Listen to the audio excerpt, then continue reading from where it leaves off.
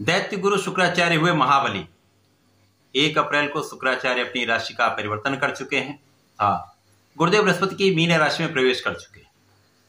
अब चूंकि मीन राशि गुरुदेव बृहस्पति की राशि है, परंतु यहां पर शुक्राचार्य उच्च के होते हैं, तो शुक्राचार्य का अपनी उच्च राशि में प्रवेश शुक्राचार्य के प्रभाव को कई सौ गुना बढ़ाने वाला है। इनके प्रभाव में वृद्धि होगी, इनकी क्षमता में, इनके बल में वृद्धि होगी, इसीलिए शुक्राचार्य यहां पर महाबलशाली हो रहे हैं। शुक्राचार्य का गोचर जब अपनी उच्च राशि में होगा तो निश्चित रूप से यह समस्त राशियों को एक सकारात्मक परिणाम देने वाला होगा, परंतु वहां पर पहले से ही राहु का गोचर चल रहा है, जिसके कारण शुक्राचार्य राहु के दूषित प्रभाव में भी हो, जिसका प्रभाव समस्त राशियों पर पड़ने वाला है। जय श्री गणेश। नमस्कार, मैं आचार्य संजय द्विवेदी। मेरे समस्त प्रबुद्ध दर्शकों का मेरे चैनल पर हार्दिक स्वागत है। आज मैं शुक्राचार्य के राशि परिवर्तन प्रभाव को लेकर आपके सम्मुख उपस्थित हूं। शुक्राचार्य निश्चित रूप से अपनी उच्च राशि में होकर अत्यंत प्रभावी होने वाले हैं, बलशाली हैं, और इस समस्त जगत में शुक्राचार्य ही एकमात्र ऐसे ग्रह हैं जो सर्वाधिक सुखों की प्राप्ति कराते हैं। भूमि भवन वाहन का योग बनाते हैं, धन संपदा देते हैं, रत्न आभूषण का योग बनाते हैं, बड़ा व्यापार, बड़ी इंडस्ट्री, बड़े पद का लाभ दिलाते हैं, कला क्षेत्र में बड़ा नाम कराते हैं, समस्त सुख सुविधाओं का लाभ देते हैं।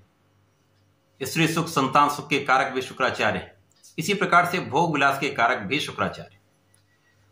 तो यदि शुक्राचार्य उच्च अवस्था में होंगे तो निश्चित रूप से यह समस्त राशियों के लिए लाभान्वित करने वाला ये गोचर है, अत्यंत प्रभावी है, परंतु राहु का दूषित प्रभाव भी मिलेगा।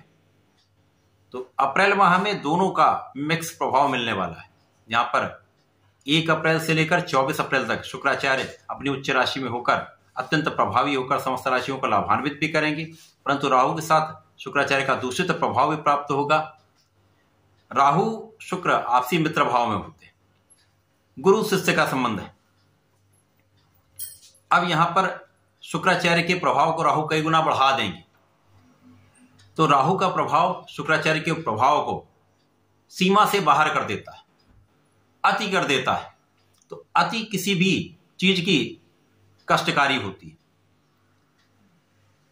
आज मैं तुला राशि के लिए, जो शुक्राचार्य की ही राशि है, शुक्राचार्य के इस राशि परिवर्तन का क्या प्रभाव मिलेगा, किस प्रकार के लाभ मिल सकते हैं, कौन सा भाव प्रभावी होगा, कितना लाभ आप लेने वाले हैं अथवा कहां पर समस्या आ सकती है, उसका क्या निराकरण है, संपूर्ण विश्लेषण मैं पूर्ण तरीके के साथ करने जा रहा हूं। प्रिय दर्शकों, ये राशिफल आपके चंद्र राशि पर आधारित है, अर्थात आपकी जन्म कुंडली में यदि 7 नंबर में चंद्रमा है तो आपकी तुला राशि।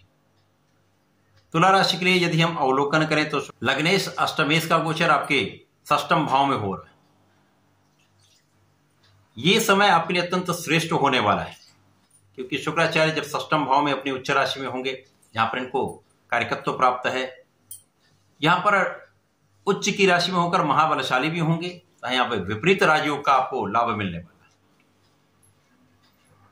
राहु शुक्र का जब अंशों का अंतर न्यून हो जाएगा तो दूषित प्रभाव मिलेगा, जिसके कारण इन भावों की अति हो जाए। अब जो 6वां भाव है वो रोग ऋण शत्रु का भाव है, मित्रों का भाव है, शत्रुओं का भाव है, विवाद का भाव है, विरोध का भाव है, ऋण का भाव है, रोग का भाव है।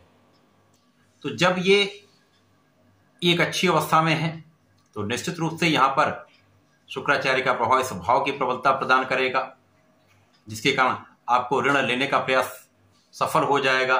ऋण से आप अपने व्यापार को, अपने कार्यक्षेत्र को बढ़ाने वाले हैं, धन का विशेष लाभ मिलेगा, विदेश यात्राएं आप कर सकते हैं, विदेश गमन से लाभ मिलेगा, विदेशी व्यापार से लाभ मिलेगा, विदेशी नौकरी से लाभ मिलेगा, विदेशी सेवा में है तो सर्वश्रेष्ठ लाभ मिलने वाला है। उच्च के शुक्राचार्य राहु का प्रभाव आपको विदेश से बड़ा लाभ कराने वाला है। यहां पर बीच बीच में कुछ शत्रु बनते रहेंगे, परंतु उन पर आपकी विजय होती जाएगी। इसी प्रकार से आपकी आयु की संपूर्ण सुरक्षा हो रही है, आप बहुत संतुलित रहने वाले हैं। साथ ही साथ शुक्राचार्य की केवल एक दृष्टि है, जिसका सीधा प्रभाव आपके 12वें भाव पर है, तो व्यय भी बढ़ सकता है। व्यय कहां बढ़ेगा? जब आपका धन का भाव प्रबल होगा, जब आपके पास संपत्ति होगी, भूमि भवन होगा, तो आप व्यय करने वाले हैं। धन का व्यय कर सकते हैं। किसी भी अकारण व्यय से बचना चाहिए। आप अपने ऋण को चुकाने में भी व्यय कर सकते हैं। आपका यहां पर आप ऋण मुक्त हो सकते हैं। स्वास्थ्य की संपूर्ण सुरक्षा, आयु की संपूर्ण सुरक्षा यहां पर आपकी हो रही। परंतु जब ये राहु के साथ दूषित प्रभाव में होंगे तो यहां पर अच्छे मित्रों के साथ आपके संबंध उतने अच्छे नहीं रहते। स्वार्थी मित्रों का साथ आपको अच्छा लगता है। व्यसन बढ़ जाता है, एडिक्शन आपका बढ़ जाता है, भोग विलास की अधिकता हो जाती। अब राहु क्या करेंगे, जो भाव है इनकी अधिकता कर दे तो अति हो जाती। भोग विलास की अति से रोग बढ़ जाते हैं, ऋण बढ़ जाते हैं, विवाद बढ़ जाते हैं, जिनके कारण कानूनी समस्याओं में भी आप फंस सकते हैं। तो ये समय आपके लिए बहुत संतुलित रहने का है, अपने मन पर नियंत्रण रखने का है, अपने चरित्र पर पूर्ण रूप से नियंत्रण करने का है, क्योंकि इससे ही समस्याओं का आरंभ होता है। व्यसन में पड़ेंगे तो निश्चित रूप से यहां पर पेट के रोग हो सकते हैं, शारीरिक कष्टों में वृद्धि हो सकती है, लोगों के सहयोग को प्राप्त करने में समस्या आएगी तथा यहां पर अपयश का योग बन जाता है। शुक्राचार्य का यह परिवर्तन तुला राशि के जातकों के लिए धन बढ़ाने में श्रेष्ठ प्रभाव देने वाला है, आपके कार्य बनाने वाला है, आपके ऐश्वर्य वैभव में वृद्धि करने वाला है। परंतु यहां पर राहु के प्रभाव जब आएंगे तो नकारात्मक प्रभाव भी मिलेंगे, जिनसे आपको पूर्ण रूप से बचना ही चाहिए।